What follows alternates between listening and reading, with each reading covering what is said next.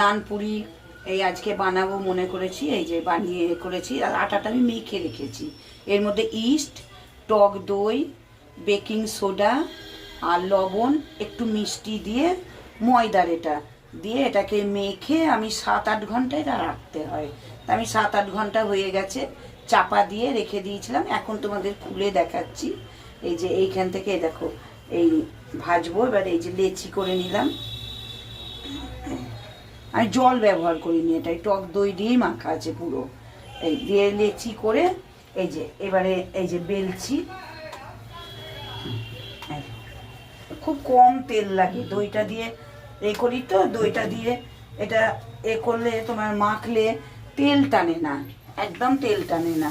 আর টেস্টও খুব ভালো হয়। আমরা তো এই যে তেল হয়ে গিয়েছে, তেলে ছেড়ে দিলাম। এই দেখো কত সুন্দর এরকম ফুলে উঠছে। আর ভেতরটা পুরো স্পঞ্জ, একদম পুরো মানে সুন্দর, একদম ফাঁপা হবে, খুব ভালো। এই দেখো সাথে সাথে এই যে হয়ে যাচ্ছে।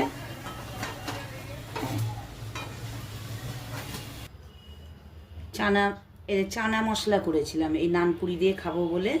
তাই এই নান তো হলো, আর এই চানা মশলা দিয়ে এই যে ডিশ সাজালাম। এটাই আমরা আজকে রাতের খাবার।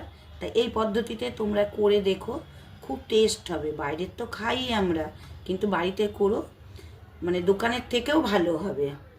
তোমরা করে তোমরা কে কী রান্না করেছো রাত্রিবেলা, তোমাদের ডিনার কি করলে একটু সাবস্ক্রাইব করে জানিও। ভিডিওটা ভালো লাগলে লাইক, শেয়ার, কমেন্ট করো।